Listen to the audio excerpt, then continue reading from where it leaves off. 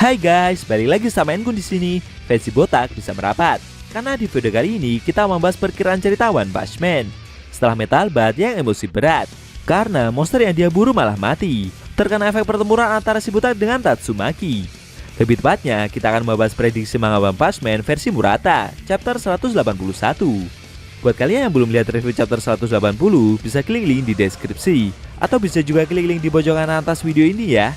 Dan buat kamu yang coba ngikutin animenya atau tidak mau kena spoiler, Enkun sarankan mending stop videonya aja dari sekarang. Nah, di prediksi manga One Punch Man chapter 181 nanti, Enkun memperkirakan jika pertempuran Saitama melawan Tatsumaki mulai mencapai akhir. Tapi di luar dugaan, Sonic kembali muncul guys, dan ikut andil bagian dalam pertempuran tersebut. Penasaran? Oke, langsung aja kita bahas. Let's go!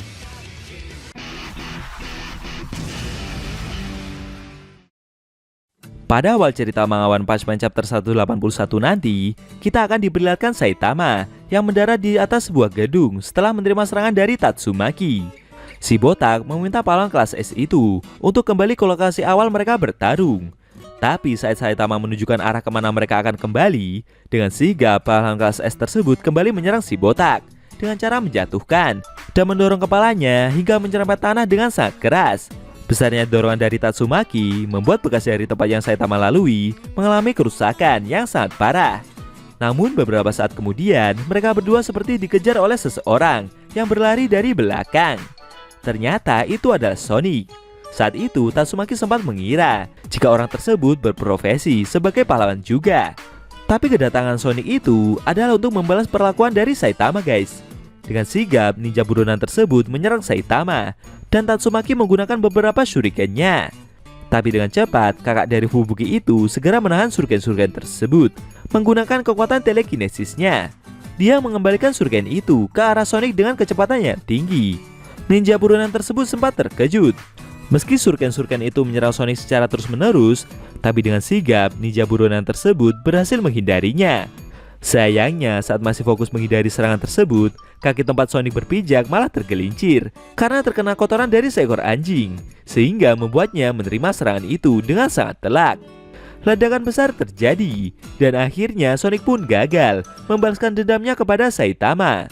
Beberapa saat setelah didorong oleh Tatsumaki cukup lama, akhirnya kedua pahlawan itu kembali ke lokasi awal mereka bertarung, yaitu Gurun Tandus di sekitar markas Asosiasi Pahlawan.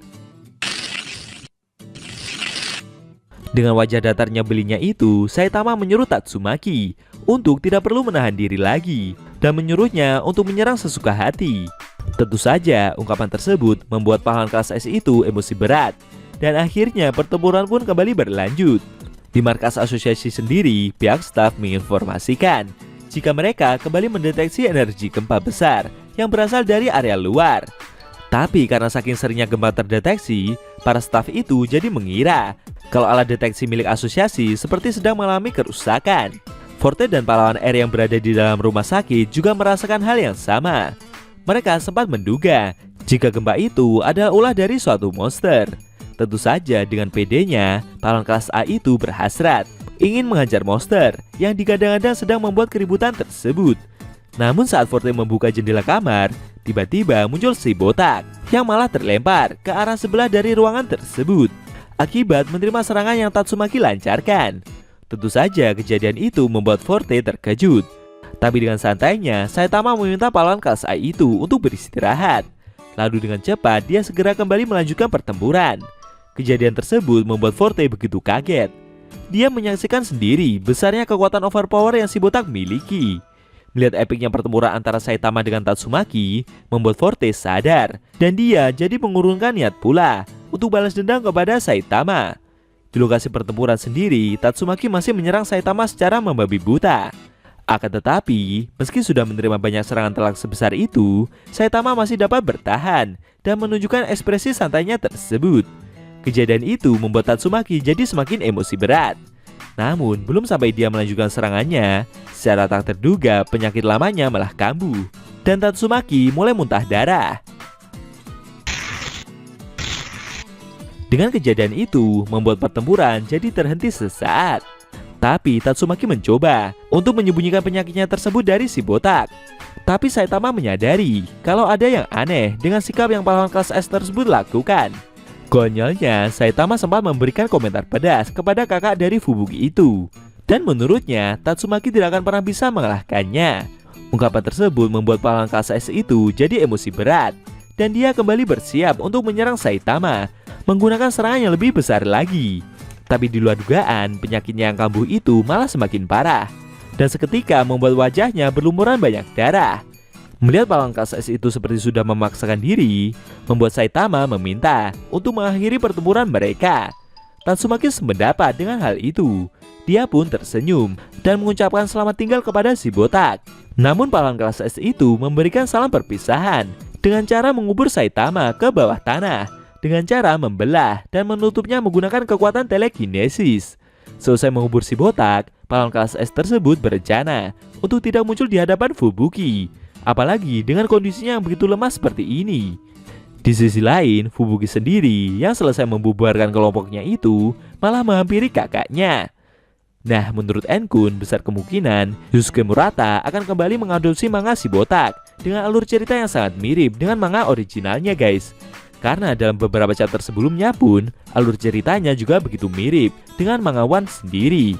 Jadi besar kemungkinan untuk chapter 181 ini akan mirip dengan webkomiknya.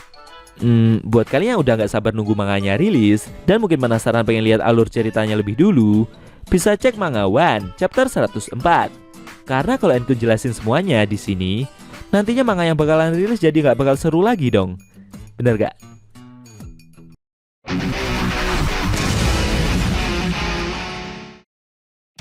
Nah, itu tadi prediksi manga One Punch Man versi Murata chapter 181 yang bakalan rilis beberapa waktu setelah ini. Bagaimana menurut kamu? Apa kamu mau menambahkan atau punya prediksi yang lain? Jangan lupa tinggalkan komentar kalian ya. Kalau mau nonton review sebelum atau selanjutnya, bisa klik link di deskripsi. Linknya udah mimin taruh di sana kok. Buat kalian yang pengen nonton manga One Punch Man secara maraton, baik itu versi manga One atau Yusuke Murata, linknya ada di deskripsi juga ya guys. Oke? Tekan like kalau suka sama video ini dan dislike kalau nggak suka. Jika ada kata-kata dari Enkun yang kurang pas, Enkun mohon maaf. Dan sampai bertemu di video prediksi manga One Punch Man selanjutnya.